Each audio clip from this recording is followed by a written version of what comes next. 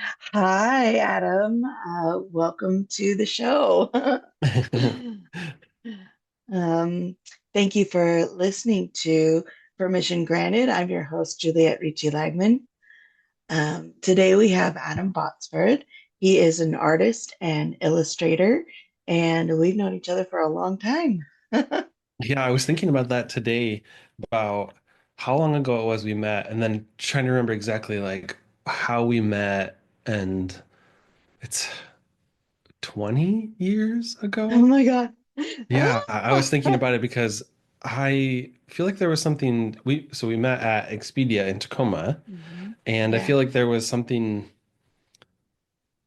unique about that setting in a workplace. And it was like a traditional yeah, corporate setting slash call center setting, but I feel like I made some really powerful connections there that I don't know that I made at a lot of other jobs. And so I don't know if yeah. it was just the artsy nature of Tacoma or if the people hiring just were all in the same mindsets that we were. But yeah, I have had some really powerful, lasting friendships that came out of that job. Yeah, I feel like it was definitely a generational thing, and it was, how sort of that company in particular was growing so much. Yeah. So it brought together, and it was this cool loft building space. Like it was such a great building. Yeah. Yeah, yeah. And I remember like it was about 2006, and I had just gotten married the year before, and we just sort of moved up from living in Portland. Mm. And I was looking for a job, and it took me a while to find one. So it was a really good place to land, actually. Yeah, I had some really good jobs that came from working there. And I think all in all, I was there for 7 years. Wow, Yeah. so amazing. And a lot of our peers are still with the company, Yeah. particularly in Bellevue. Yeah, That's great. yeah. Oh my goodness. Well, we'll just jump into it. Hmm. Hmm. Tell me a bit about yourself and career background. Well, I'm currently living in West Seattle-ish area and lived in Tacoma for a long time, but moved here from New York when I was 21. Oh, Um, wow. Yeah, because I grew up in a very small rural town. And when I say small rural town to people here, they think of areas like Puyallup, but it's actually very small rural town. I think the population is under 300 people. Oh my gosh. Yeah, it's really very rural. And so then coming here was an exciting but powerful culture shock, and it's been great. And I couldn't imagine living anywhere else at this point. But I've been Mm. here quite a while now since I moved here at 21 and I just turned 45. So, Oh my yeah, at gosh. this point, I think I count officially as a Washingtonian because I've been here longer than anywhere else. You definitely do. What brought you out here from New York? You know, I nothing, no like significant thing. It was like Mhm. I had this weird timing of events. I had just taken a break from school, had just ended a long but not great relationship. And then a friend of mine was coming here to visit some friends that were stationed here in the military. And so he asked me if I would come along. And the idea was that we would just be here for however long we wanted. I packed all my stuff, which was not much at that point, with this Mhm. idea that like, oh, if I stay for a month, I can stay for a month. If I stay for a week, I can stay for a week. And then I stayed for 20 plus years.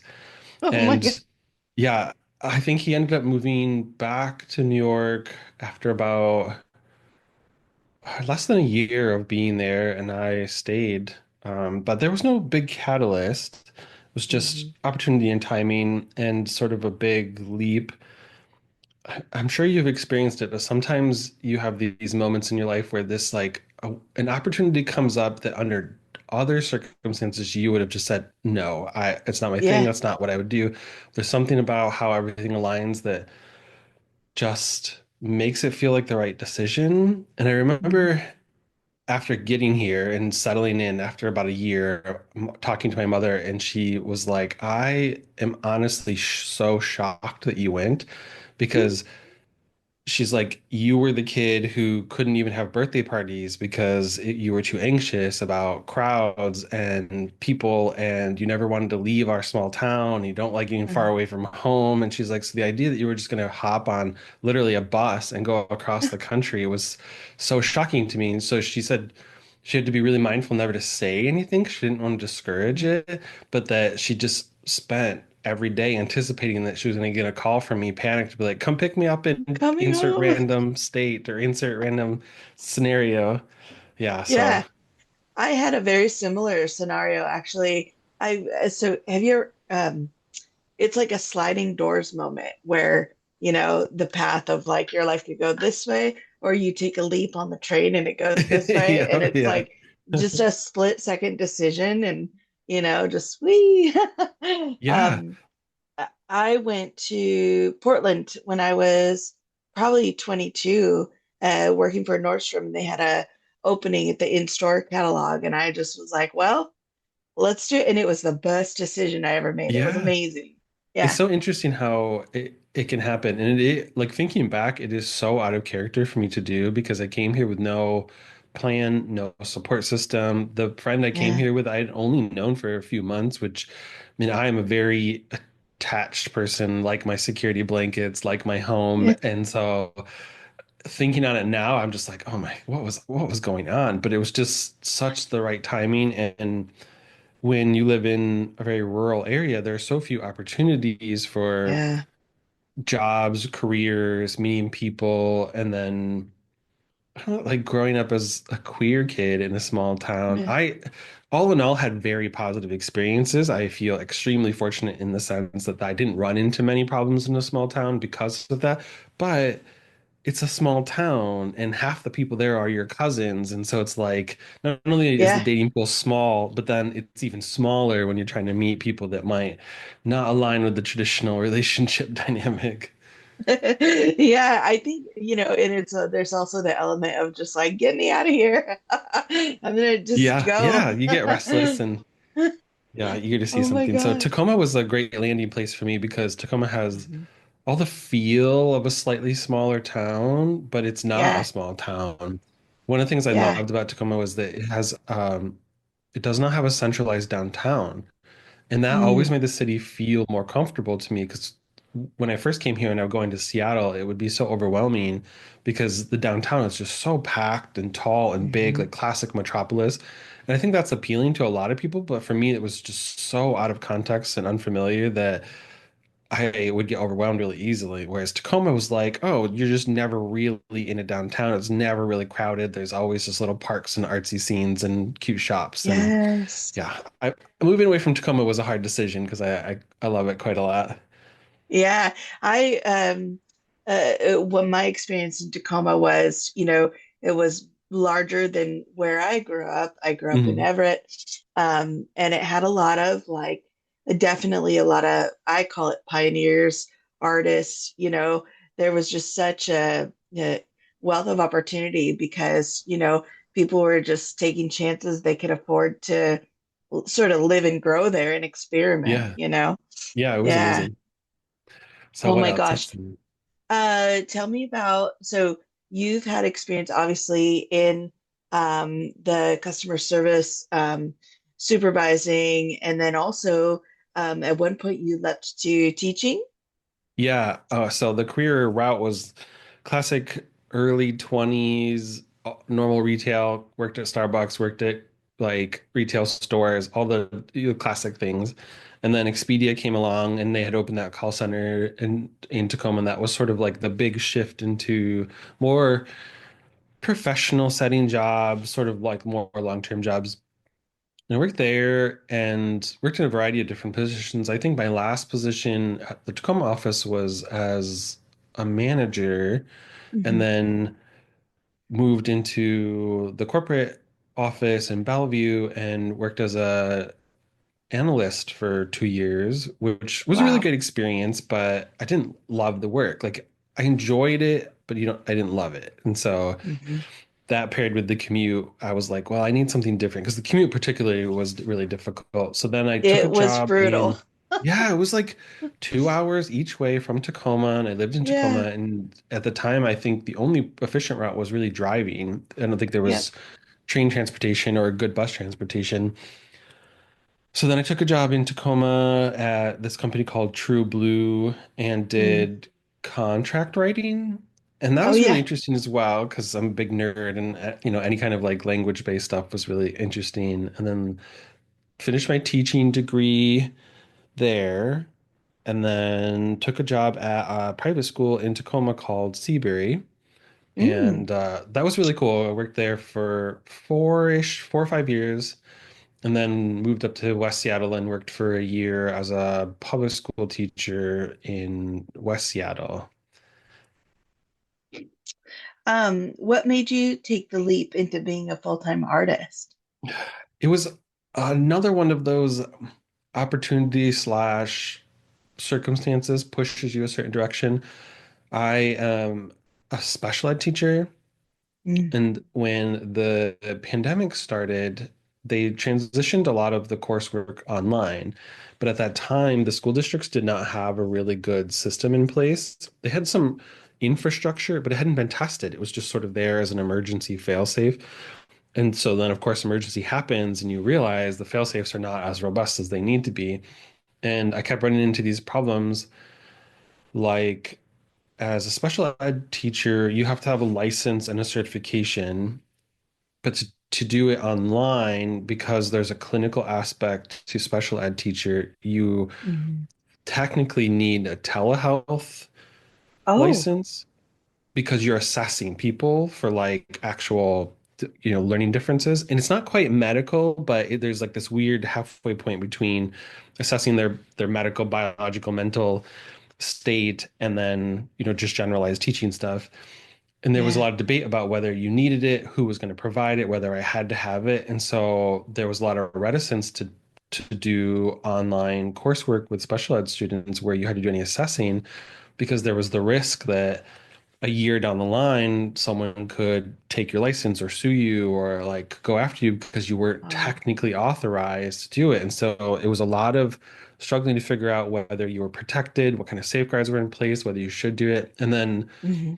on top of it, my last teaching position was a K through 12, and predominant portion of my coursework was, or work with students, or caseload, it was what they call it, was with students that were like under third grade. And so Mm. if you try to imagine doing special education support for a kindergartner on a Zoom call when they've never Mm. been on a Zoom call before, they don't know how to use the tools, and they're already dealing with different learning abilities. Sometimes that was like a student with ADHD. Like, how are they going to sit through a Zoom call? And so It's it just got impossible. to the point where the coursework was so difficult and challenging, and dealing with this just was so challenging, and not necessarily to any particular person's fault. It was just the storm of circumstances and events and unexpected things Mhm. that created so many problems that were just simply unprecedented. It was probably the famous word of COVID that was probably the most accurate was just simply unprecedented. So many of Yeah. the particularly work stuff we'd never dealt with before in the US. So Yeah. I, as that school year was coming to an end, I had an offer from the Seattle Public School District, and I had an offer from the Highland School District, which is like the one that's just below. And I was dreading thinking about coming back to school the next year and having to do it all online again because we had no idea what that was going to look like. And Yeah. so I spent months talking to my husband, being like, I don't know what to do. I don't know what to do. What do you think we should do? So we just decided to take a year away from it Mhm.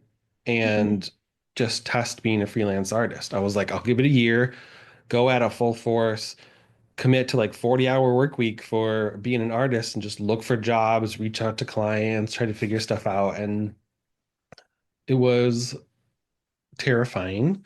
And I had no idea what I was doing for the first several months. I think I spent like 3 months just trying all sorts of random stuff that didn't pay off or anything. But after the first year, it was successful enough to decide to do it again. And then Mm. again, I think I'm on year 4 or 5 now. Seriously? I Yeah, didn't realize and it'd been that long. yeah, this past year I would take went for the next step away from like just purely freelancing to opening like a full-fledged LLC. Oh, wow. I am so impressed. So, on that note, actually, I was gonna ask you this later, but it leads me into what does your work week look like? What kind of work do you do and sort of what kind of hours do you keep? So the irony is, I forever have been an advocate against a traditional 9 to 5 job, and then literally created a 9 to 5 job for myself. And so, like, my average work day is get up in the morning, 7:30-ish, do my all the morning stuff, deal with my ancient puppy who takes forever to get out of Mm, bed, and then working roughly around 9, and then I'll typically work until about 4.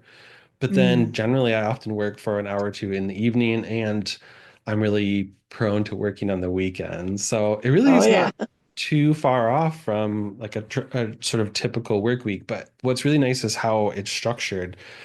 Mhm. I find I focus best if I can cycle through things and sort of work in these hyper focus, like here's an hour, 2 hour of just Ah, really intense work. And so I tend to have clients stacked up. So I'll have like 3 or 4. And then each day I just work through each 3 or 4 for an hour or two, check in with them, and then the next day I do the next thing and just sort of prioritize work that way. And it's really nice for me because I know that works. And I think I learned it when I was doing a lot of my yeah. academic work, getting my teaching degree. I learned like, okay, this is how I focus. Here's how I'm successful. Because I remember being an analyst and trying to do that specific task for 8 hours a day. You lost Mm. efficiency. I was doing it, but it was like I was doing 6 hours of work just spread out over 8 hours instead of actual 8 hours of work. And so Yeah. now when I'm not getting paid always by the hour, it's like, well, I need my time to be efficient and useful and to the point. And so I just keep it. And as soon as I start to notice I'm losing focus on a project, I'm like, okay, that's it for today, and move on to the next one, come back to it Oh, later. And I think that's probably my absolute favorite thing about it is just the control over what my day looks like. If I don't want to start working yeah. until 11, I don't work till 11. If I want to work until 10 p.m., I can work till 10 p.m. and it's not a problem. It's like it's all up to It's me. like you own your own time and you can do what your body is telling you to do, as in Yeah. like, you know, oh, I'm feeling, kind of peppy today. I want to work on this colorful Mhm. project, or oh, I'm craving watercolors or something like that. And I know that sounds simplistic, but what I mean is you can like it's like eating when you're hungry. You just go where Yeah, your body needs yeah, to. yeah, exactly. Like I think there's a term for it in some nutrition culture where it's about like intuitive eating. And that Yep. is what I think try to think about with my time is instead of just forcing myself to grind through work I don't want to do, the only force is that I commit to doing work. But then Yeah. I give myself the freedom and structure to do that work as what feels right for me. And it is hard because I think one of the big things I run into a lot when talking to other artists is that I get the like, well, what if I'm not inspired to work? What if I'm not an option? You work. No. No, well, your freedom is what you choose, like what you can choose to do, what feels right in that working, but you're still working. You don't just be Yeah. like, oh, well, I'm not going to work today at all because I am not in the mood for it. It doesn't matter. You still need to do the work. It's just Yeah. figure out what you are in the mood for and do that work. And I think that was probably the thing that created the most significant growth in the art was when I Mm. decided to do freelance in the beginning, I committed to doing artwork every single day. And Mm. it was it was probably the period of the fastest growth in skill. Like before that, it was I was doing art 2 or 3 times a week and Yeah. still making stuff I enjoyed, but it was like you could watch my skill level change incrementally over the Yes. first year. It was just so insane. This is what I'm noticing. Oh my gosh, this is brilliant.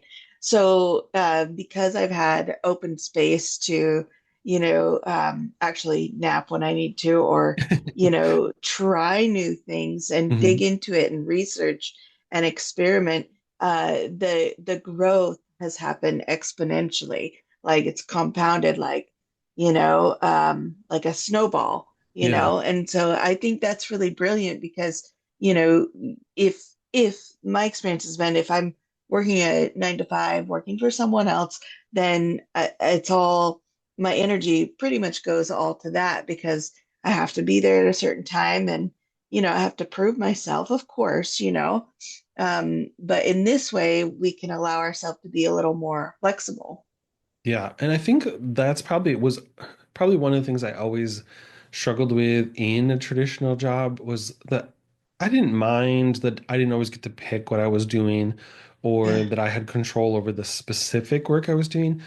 But I just always knew that if they gave me more autonomy and Mhm. trusted me to just handle the work the way that I needed to, they would just get so much more out of me than they do. Yeah. But when you're confined to their schedule and their time, their pace, then in many ways you're getting less from the person Yeah. than their potential because you've structured it too much. And instead of just being like, you're a great human being, you have the skills, I hired you for a reason, I trust you. Now go, do your thing. Yeah, here's your project.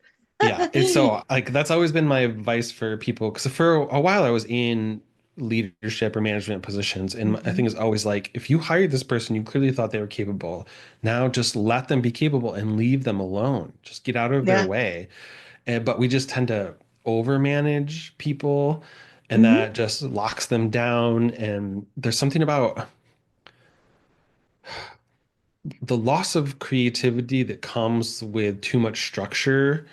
And control. Yeah, that you don't Yeah. think of it as creativity, but in many ways it is because Mhm. giving someone freedom to be creative about their time, about how they access things, about when they do their work.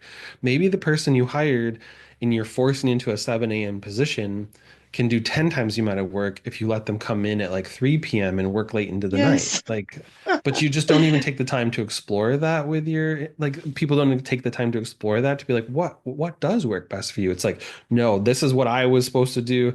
I did this for generations. You work at this time. This is how it's supposed to be. Yeah. And you're like, well, and you hated your job too, but thank you for passing down the wealth. Thanks so much. Yeah, I appreciate you Um, sharing the torture. yeah, who says that everything has to be hard? Like you have Yeah. to work hard. Like, I'm learning actually, no, it's smarter, not harder. Yeah. And I think a lot of people genuinely enjoy working, even Yeah. if it's not like this is not a passion project, but they just look, people really like to feel needed and to produce and to create, but we got to give them the space to do it in the way that is right for them. Yeah, kind of having that brain space to daydream, and that does result in you know, creative ideas, like creative solutions to a complex problem Hmm. in the corporate world, even. Yeah. Yeah. Um, you know how your ideas hit you in the shower or those kind of things on a walk. It's Yeah. like that. But if you're too busy going to meetings or hustling or answering Slack messages, it's like you can't, take things to the next level. Hmm. Um, what element of have you found in being a full-time artist, doing things that you love, has played into it? Meaning, like you may work more hours, but it's actually fun and you love doing it. Like, has that helped the grind? Yeah. Yes and yes, definitely in a couple of different ways.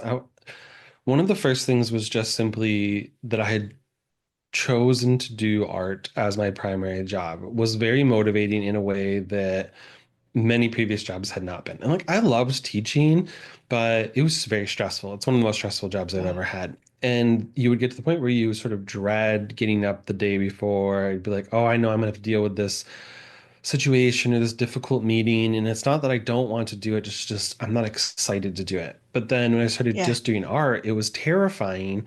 But I was like, up right away. Like the next morning, I was like, okay, here are all the things I'm going to try today. Here's all the things I'm going to figure out. It was like, even now, after doing it for several years, I rarely have a day where I'm like, oh, I don't want to do it. Usually it's, oh, I don't Yeah. want to do it just yet. And then I can be like, I'm going to doze for 20 more minutes. And then I get up and I'm like, okay, I'm ready. Like it's Let's totally different than go. I want to avoid it completely. But then I had to learn how to extend that into the work I was doing specifically. So when I first started freelancing, I sort of kept it pretty open. I wanted to be art focused, but mostly I just wanted to work for myself. And then I'm Yeah. taking on this project that was super interesting. And it was all about, it's a local author here in Washington that is writing a book on transcendental meditation. Oh, And wow. my job was to get his physical copies of his books and notes and just transcribe them all and compile them. So at this point, I've read like several dozens of books on meditation from every era and history and all of his notes about meditation. It's very interesting, but I found that after about 2 years of doing it, like the pay was good, working for him was good, the project was really interesting, but I didn't love it. I just liked Mhm. it. And then I had Yeah. these other projects that I loved, but had less time for because I was prioritizing this well-paying project. And at a Ah, certain point, I had to just say, I need to be doing what I love and spend less time doing just what I like, and or doing it because I like it enough to get paid to do it. And right. this like great illustration of why that matters is I freed up the time in my schedule from that transcription project, ended that, closed it out, which freed up like 20 extra hours a week. But then that meant I could take on a new client, and that new client happened to be a company making card games for kids that was specifically hired me because I have a special education background, and Oh, they're also a wow. teacher. And the whole idea is just these really amazing illustrated fantasy cards that are made to be accessible for kids that are visually impaired. So all the cards are printed in Braille. And that became my new focus. And it was amazing. And admittedly, it didn't pay quite as well, but I just loved doing it so much that it was worth the difference in the pay.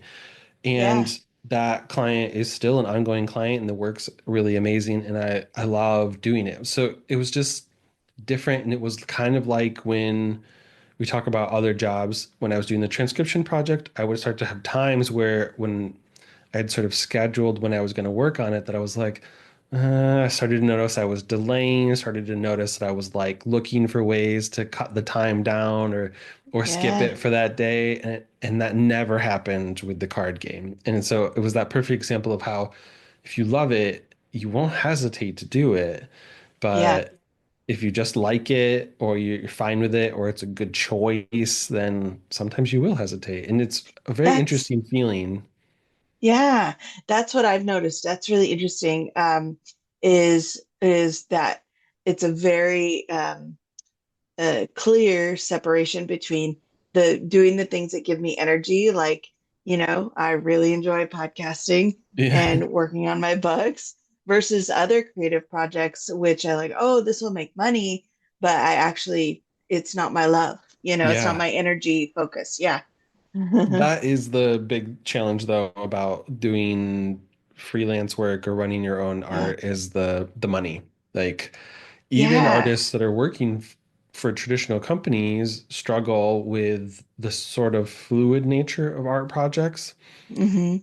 Great example are I have some friends that are in a relationship, and one is an animator and one is a 3D modeler, and they both work for big studios at or have worked for big studios in the past. And typically they talk about how things are project focused. So you get a project and it's 6 months or a year, and then it's over, and you're just hoping you stick around for the next project. And there's this inherent culture around art and creative jobs about just fluidity, but that translates into inconsistency in pay and money Hmm.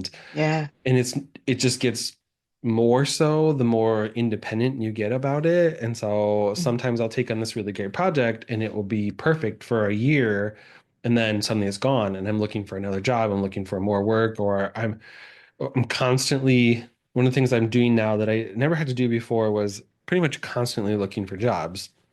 Even when I have a full load, it's like you're always vetting potential new clients. Because you got to Whereas, feed the meter, you got to yeah, feed the exactly. pipeline. Yeah. I interviewed this artist in West Seattle named Levi, and he described it as you're always building a runway for takeoff. He's like, when Oh, you have a traditional job, you can just sort of shut that part of your brain off and be like, I'm fine yep. until they tell me otherwise, and then I'll deal with it when the time comes. Whereas when you work for yourself or you work independently, you're always building for the future, even when you're not there yet. And so Yeah.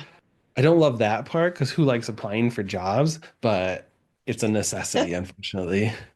So that was going to be my next question. How do you search for clients, Mhm. and does it get easier? You know, once you sort of have a structure and a repetition, does it get easier over time? It does not get easier, unfortunately. I wish I could say it does. I think the part that gets easier is accepting rejection. Yeah. Okay. Applying for jobs is awful, and not hearing back from companies or getting a decline never feels good. But when you're applying to two or three companies every single day for several years on end, you just get to the point where you're like, it's not personal. They don't know me. They don't care. I'm just Right. one of a million people looking for a job. And one of the things that was really interesting was the realization that sometimes the decline from that company was genuinely not personal. Like, Yeah.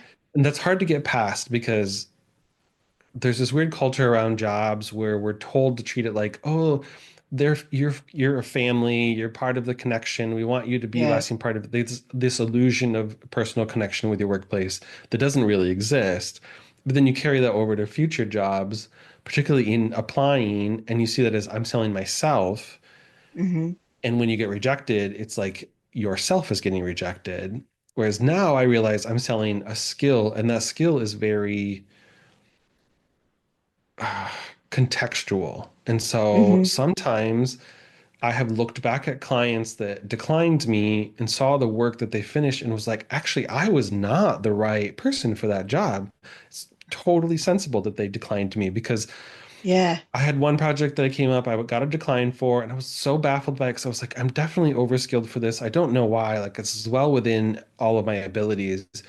And then they finished the project, and I looked back at it and looked at the artist, and I was like, oh, it's just so outside of my style that I Oh. could have done it, but it wouldn't have been a natural fit for me. So I wouldn't have loved it. And I probably wouldn't have been as good for the specific need that they needed as Hmm. this other artist was. And that was sort of an eye opener for me because now I realize that if it had been a different project, they might have hired me, but it was just this Hmm. specific thing that they needed a specific thing for, and it was never about me.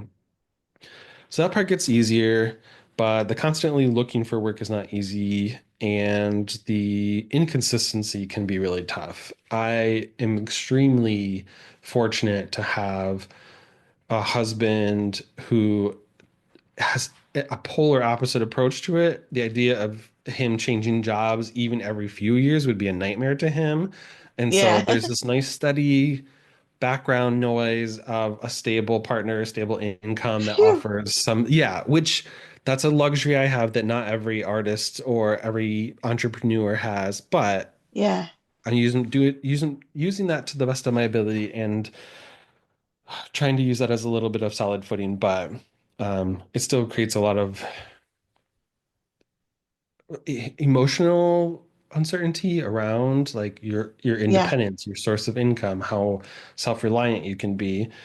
But I don't know that I would change it. I sometimes debate this. I saw this post that got me thinking, and it's this kid's book illustrator, and she's a pretty active illustrator. And she did this post online about how something she learned to do for herself after the first couple of years of freelance illustration was that she found a part-time job at some random company that she likes purely for this sense of stability.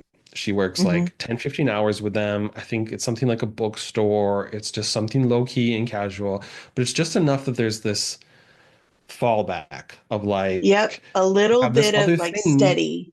Yeah, a little bit of security, a little bit of safety that isn't a big source of income for her, but it creates this sense of stability that she's not getting from her other projects. Because like kids' books, it's 6 months project, you work hardcore for 6 months, and then it's nothing, and then you're just bidding for Yeah. other kids' books. So it could be another several months before you get another one, and it just comes and goes. So I've recently been debating whether I need to find my little security blanket job, like just some company that I can go to, work to part-time as just sort of Yeah. a stabilizer, but I haven't decided. It's on my mind Yeah. though. Yeah. And I can identify with that because that's always running in the back of my mind as well. Tell me about we've talked a lot about or a little bit about your projects that you do with clients, but tell me about your personal artwork. Like what media are you most drawn to? I really loved your birds that you were working on. Mm, Like they were just so yeah. delicious and gorgeous. So tell me more about all of that. Okay. So if I had to pick like, if I could only pick one thing, it would be portraiture. Like, Mm, if I had to turn off every other job skill, every other thing, it would be I am going to draw and paint portraits of people, traditional, like classic portraits. yeah. I love it. I have sort of an instinct about it. I really enjoy it. I do this live drawing session that a local artist here in White Center created, and it's once a month. And you just go, and I just love the opportunity to do the portraits when we have a live model. But but I also, like you, don't like having just a single thing I'm working on. And so Yeah. the bird project was a twofold thing. The first being that I wanted to create a gallery series. So I did that this series that's up right now at Dubsea in White Center. It's a little coffee shop here. And what it is just a collection of small 5x5 drink glasses, but done in all Oh, sorts of abstract ways. There's no sense to them. They're all outside of my normal style. Really simple watercolors that I did. And the whole point of the practice was to create a series that practiced imperfection by setting a oh. time limit. And so the idea was like, here's the number of them you're going to do. I think it was like 30 pieces, and you're going to do 30 minutes each. You're not going to think about it. You're just going to sit down and you're just going to do the stage in half. It's like 15 minutes of drawing, 15 minutes of painting, the end, put it in a frame, be done with it. No arguing, no fussing, no nothing. And then you're Mm, going to put them all up in a coffee shop for people to judge and scrutinize and just do it.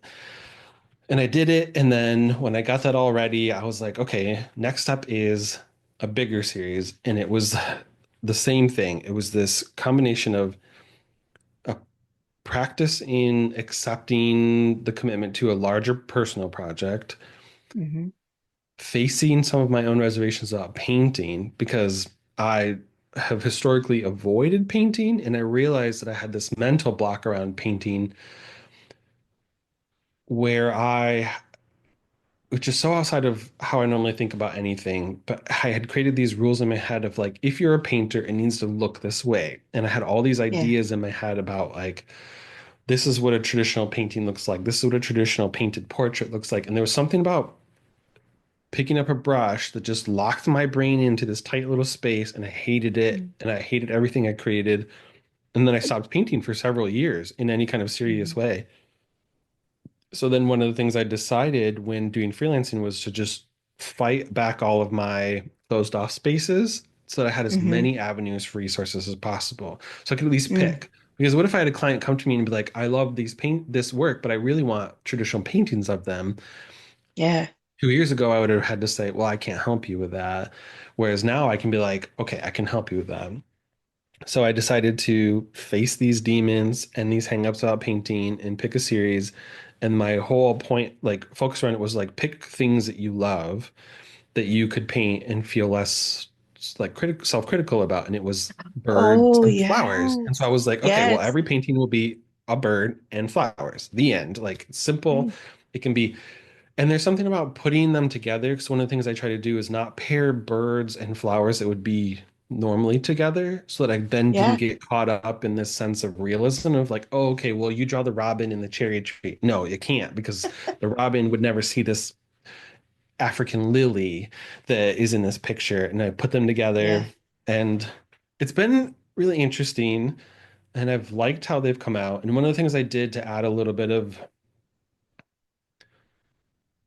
like sparkle to it. I feel like you should always have a little glitter that you add to a project that makes you excited to finish it. Is that when Yeah. I finish each piece, I go in and I add a metallic paint to it. Ooh. So it's hard to see them when I post pictures online, but all of them have this undertone of a different color of abstract metallic design that Oh, is hidden wow. in the painting. So I'm hoping in a studio setting, it will really add something uh, interesting to them.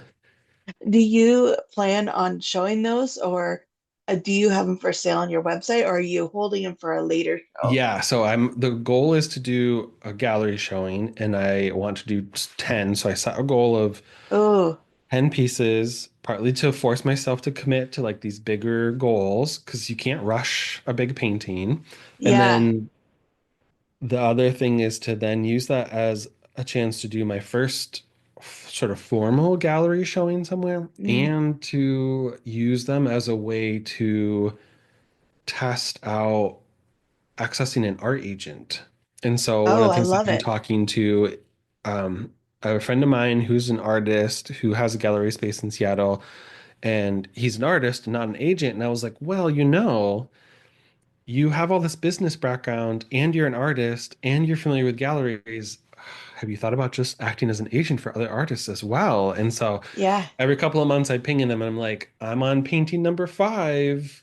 Just so you Woo! know, if you're feeling brave, I need an art agent coming up. So my goal is that I can set them up in a gallery and then sell them as bigger pieces through an Yeah. art agent as a way to just know all about that experience and what it takes and the process. And And have that worldview basically of like, yeah, I did exactly. this. Yeah. Yeah, and to overcome some of my extreme introvert. I don't want to be observed. I want people to appreciate my stuff, but I often would love to submit my work anonymously Yeah. and then just be like, everybody go look at this thing. I don't know who made it, but isn't it Yeah, nice? but isn't it cool? Yeah. I think that's why I like writing because I can hide, and I can retreat. And I think, and you and I talk about this for your podcast, the episode that you did with me just a few days ago. How this like podcasting is so great because it's not a big social setting, and we can have this wonderful, deep conversation, but we're in the comfort of our own homes. So I feel you. Oh my word. And the element of being one on one and not having like again a big crowd around you, Mhm. that you're interacting with. Um, so on that note, what is it seems like you are someone that needs to create structure in order to move forward. So I find that really admirable because I can't seem to create my routine is no routine. Like I'm all Mm. over the place. Um, so how has that worked in your favor where you're like, my goal is to do 10 of this, or you block your hours and such Yeah. like that. So it's a very big topic. I'll probably ramble a bit on this one Ooh, I love it. because it goes in like twofold. So the first is that we have to start with little Adam, who's kind of an anxious guy. And so Yeah. then I've just learned over the years to know that there's an underlying just sort of sense of anxiety about a lot of things I deal with.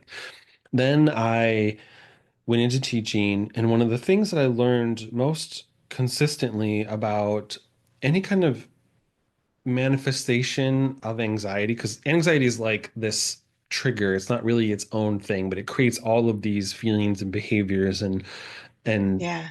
things ranging from like agoraphobia to perfectionism to like avoidance, is that the most powerful tool against anxiety is structure and consistency, specifically structured consistency. If you have an anxious Mm, pet, routines and structures are the most powerful thing. If you have an anxious kid, routines and structures are the same, most powerful things. As an adult, there is few things more reassuring if you're an anxious person or prone to anxious thinking than reliability and structure in the people around you and the places around you and the things around you. So I try to keep that in mind a lot when I'm dealing with things, particularly that make me nervous. And being an artist, I think inherently means constantly making yourself nervous because you're yeah. always sort of risking something new. I'm going to try something new. I'm going to show somebody this something new. I'm going to fail at something new. Learning how to Yeah. fail and learning how to be anxious is really important for being an artist. So then when I decided to do freelance, I tried to think about all the things that I had dealt with other small businesses that I didn't like. And oftentimes it was consistency and reliability, particularly around things like communication. So I Hmm. created these sort of rules of like, my business will not do these things. I, as an independent business, will not do these things. And it's things like, I will not be that business that doesn't get back to you within a day or two for email. I will not be that business Yep. that doesn't meet a deadline without checking in with you and talking to you and planning. But Hmm. it is a very prevalent issue with small businesses, particularly artists, because I think Yeah. there's this culture of art that is like, well, I'm an artist. I can paint when I want. I can do my own thing. That's beautiful and magical if you don't care about making money. If you Right. care about making money, you are now a business and you need to sort your business out. And that means you're on top of things, you're communicating, and whatever that looks like for you. If that means you Yes. check your email twice a week consistently and you reply in those twice a week, great. That's perfect. That's wonderful. Your clients will know what to expect from you. But you can't be the kind Yes. of person who replies every day and suddenly you ghost someone for a month and expect your clients to care. Yeah. Uh, Seth Godin, he says to create systems. That's the only way yeah. to create a good business. Yeah. And the customer service piece, I learned that in the corporate Yeah, world. yeah. It was like some of the That corporate background Yep. gives us a benefit because we learned like these are things that even if they're reasonable, people are going to be miserable out. If Yeah. I can just avoid one more person yelling at me in my life, that will be great. But I Yeah. have this And planner. just yeah. This I want to show it to you, and it's called "You Are a Badass." I love Jensen Chiro. Yeah, Yay. I am not normally a product advocate for things, but I've used this planner every year of being a freelancer, and it is Uh, the best because it's pared down, it's simple, it has a simple task list, it's not bloated, there's not a bunch of extra garbage in it. Like I tried so many different planners, and they were either too minimalist yeah. or just like you spent more time filling out the planner than doing the tasks that were on the planner. This one is just like Yeah. this perfect, even, nice balance. And one of the things I do is I keep them with this idea that like this is my work diary. And so Ooh. I make it a point to write in it every single day and write. So I have a routine of every Sunday, I write out all of my basic necessities for the week. So like I write in Yeah. a client every day that I'm supposed to be working in, as many meetings as I can, some notes about what I'm working on. At the back of the book, I write a list of like all of my ongoing projects for the year. And then Mm.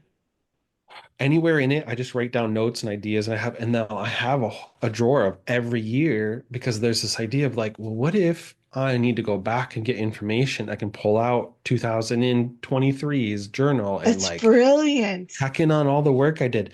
And there's something about going at the end of the year, going back through your planner that you kept, and there's just like, wow, I did all of this stuff. And so part of my Okay. approach to, I was yeah. gonna say shout out to Jensen Chiro. Let's Adam, let's get her on your podcast because this is amazing. I'm so inspired.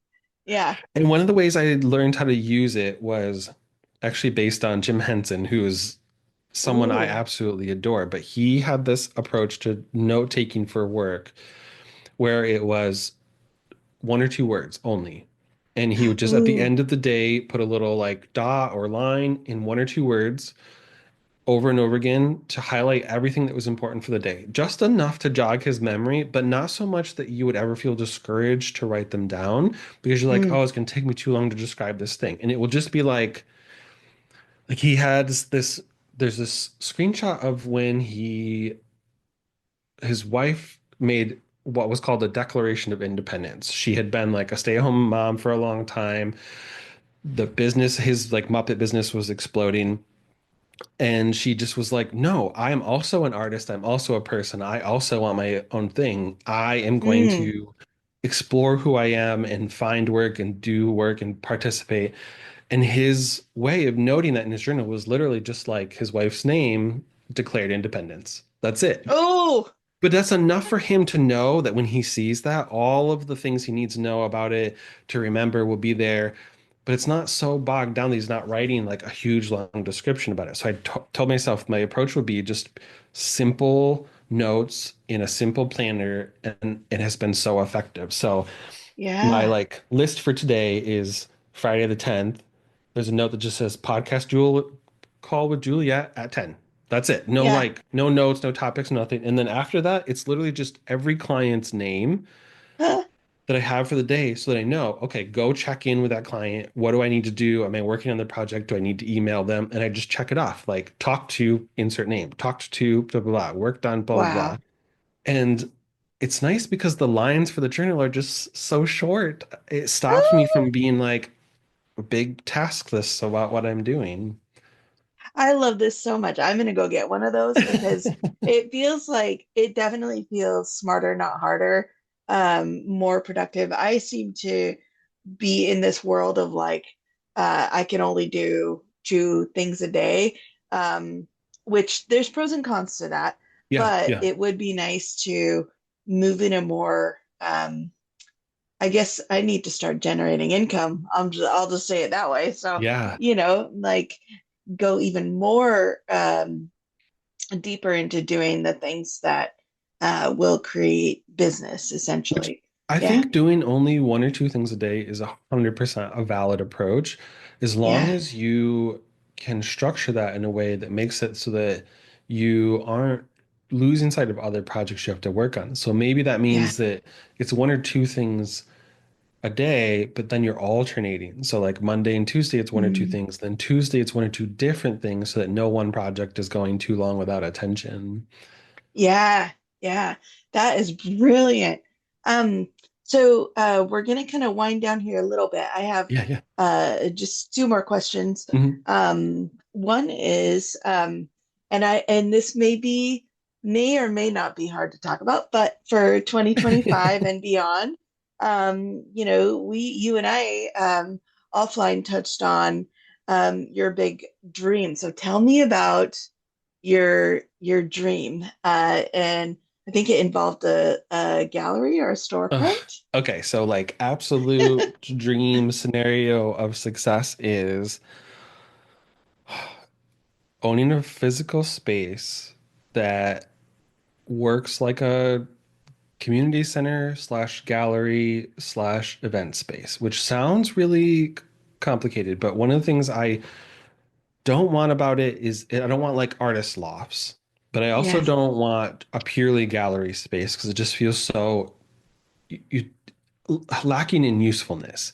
Like when I walk into a traditional gallery space, like this is beautiful, but you can't do anything here. You can't do anything with this. Like you're open twice a week in the evening to show off your art, but you have all that time during the day that you could be teaching classes, that you could Yeah. have people here, that you could have a book club. And so like if I could envision it in my head, it would look like a coffee shop full of plants with a lot of easels and a lot of work tables and a lot of wall space. And then it would just be Yes. like small classes with the community during the day, events in the evening that are focused on local artists, particularly like marginalized artists, and Hmm. then also a space to sell my own work. So like a tiny little, not quite gift shop, but just like a little Little product space. gallery. Yeah. Yeah. Yeah. Yeah. Okay, so you heard it here first, everybody. If anybody knows, Yeah, anyone I think looking we to can make this invest, anybody happen. need it? I'm here. Hit me up. Yeah, yeah. I think, that's brilliant because the community needs this is what I've noticed and we're all still reeling. I hear it over and over, reeling from COVID and how much that changed our lives, Mhm. especially socially. But I noticed that we're missing, especially obviously with Instagram and everything. We're missing the community space to feel, connected in person to Yeah, people. absolutely, Yeah. 100%. One of the spaces I noticed at first was coffee shops. Almost Yeah. every coffee shop in my area still has not returned to having seating space. It's all about Oh, just getting your coffee and going. And so mid-pandemic, this game store opened near us, and there's probably like 8 coffee shops within 2 miles of my house, of varying degrees of like high quality. Then this just random little game store opened, put a coffee shop in it, and it's just this huge space full of tables that's open from like 8 a.m. till 10 p.m. And it is oh, the most glorious thing ever because now you can go and sit in a coffee shop. And even if you're not there with other people, there are other people sitting there and working or playing games or working on something yeah, creative. And I'm like, this is what I miss about coffee shops pre-pandemic was that it was just a space to be and hang yeah. out. And now it feels like it's all about money and efficiency. Even the little artsy neighborhood coffee shops have turned into a Starbucks, and I do not love it. I'm not Mm. here for it. Yeah, it's the third place that they talk about. We all have to have a watering hole or a community space or something Hmm. so we can, especially in the winter here, it's Yeah. so brutal. So we can get out and see humans. Yes. Oh my gosh. Well, is there anything else that you would like to share with the audience? I don't know. I don't imagine this will be the last time I talk with you. So that's the easy thing. It's not like I It don't have will this not. one opportunity because we just talked this past week for my podcast, and that was Mhm. the second time we've talked for mine, and I am sure that we will talk again for at minimum mine. So no, I think that's the other thing is just to like we'll talk more. Yeah, and I'm interested. We're potentially going to do a podcast takeover. I've seen, like, for instance, Chase Jarvis do it, where, his friend interviews him for his podcast, Mhm. and then they post it on his podcast Yeah. channel. So I think we should give it a Yeah, we'll whirl when the definitely time there's is some right. technical stuff we'll figure out, but it'll be really exciting to try. I love it so much. Um, and then last but not least, so where can people find you, find info about you and your services? For services, the best bet is either my direct website, which is adambotsford.com, or Mhm. my business website, which is a weird name, chaotixllc.com. And it's a long story about why, but it's pretty easy to find because it's an unusual name. But that one is more of like if you needed art consulting, if you wanted to look at some of my past like larger projects, that's a good one. And then Instagram I have as sort of a fail-safe. It's not my favorite Yeah. platform, but it is so ubiquitous and it's slightly better than Facebook. So that's always a good option to reach out. Okay, and we'll put all of this in the show notes. Make sure everything's there. And shout out about your show at the coffee shop. Yeah, What's yeah, the name again? Dubsea in West Seattle, which, if nothing else, go in and talk to the owner who is Yes. constantly looking for artists and Oh, even is participating with this new art book that is specifically a list of like 100 places in Seattle that artists can go to sell and show their work. So, oh wow. yeah, I think her name is Carrie. She's the owner of Dubsea. She's super supportive of the arts. It's fantastic. So everyone should go meet her and say hi and show their work there. And the book is a published book that she did, or she's I think she's compiling working it. with a group and she's one of the places that's participating in supporting the book. Oh, incredible. Yeah. Oh my God. Well, thank you for everything you do and being Yeah. on the show. Yeah. I'm so glad you And invited me. woo, and keep on keeping on. You too. Okay, thanks, Adam.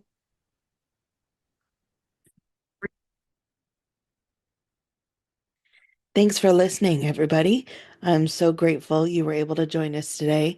Please share and like and review this podcast. Also, if you have any comments or questions about anything, I would love to hear from you. You can reach me at juliettericci@gmail.com, and info is in the show notes. Till next time, have a great week.